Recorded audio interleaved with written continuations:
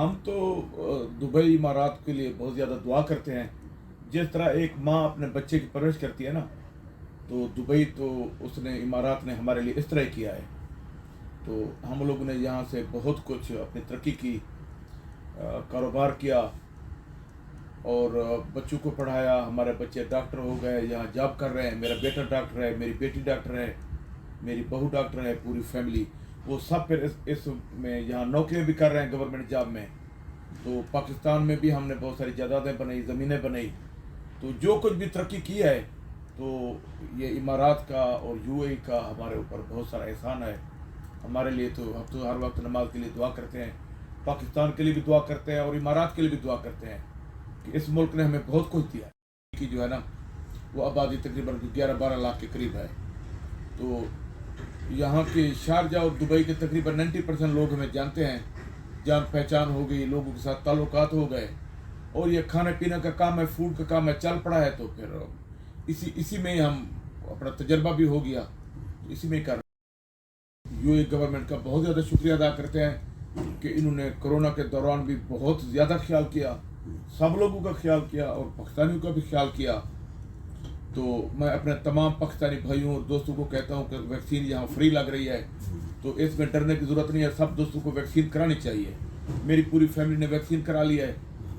اس vaccine کرانے کے بعد میری وائف کو کرونا ہوا. ہم پاکستان گئے تھے، ادھر سے پھر واپس آئے اپریل میں، کرونا ہوا. تو کوئی تکلیف نہیں، اس کو 14-15 دن بعد پھر نیگیٹو ہو گیا. اگر ان کو ویکسین نہ ہوتی تو ہو سکتا ہے ان کو ہاسپٹل جانا پڑتا. تو یہ ضرور کرنا چاہیے. میری تمام پاکستانیوں سے اور تمام دوستوں سے اور سب لوگوں سے یہ اپیل ہے کہ آپ سب لوگ ویکسین کرائیں اور اس کے ساتھ ساتھ احتیاط بھی جاری رکھیں.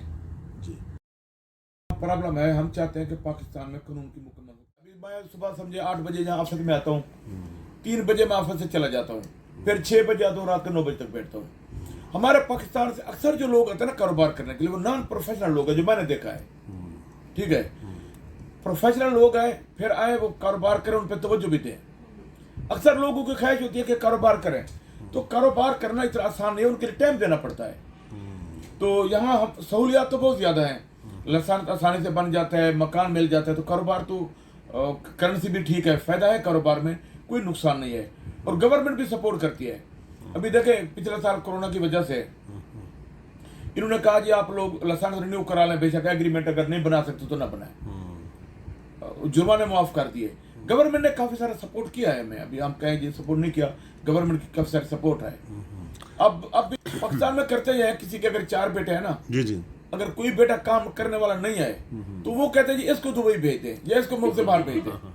جی جی تو میری ایک بھی گزارش ہوتی کہ اگر کوئی بھی باپ یا کوئی بھی بندہ کوئی کام کرنے والا بندہ بھیجتا ہے تو جو اپنے اہل بچے ہیں ان کو بھیجیں. ان کو بھیجیں. صحیح. جو بندہ وہاں کام نہیں کرتا، آوارہ گردی کرتا ہے، گھومتا ہے پھرتا ہے، وہ کہتے ہیں اس کو بھیجتے ہیں. اس نے آ کے یہاں کیا کرنا ہے؟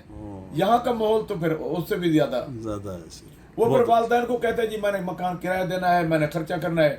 پاکستان سے پیسے منگواتا ہے، وہ یہاں سے پھر اپنے عیاشیاں وغیرہ کر کے گھوم پھر کے 3-4 سال نقصان کر کے چلا جاتا ہے. چلا جاتا ہے. اگر کام کرنے والا بندہ ہو تو یہاں کر سکتے ہیں کام. کر سکتے.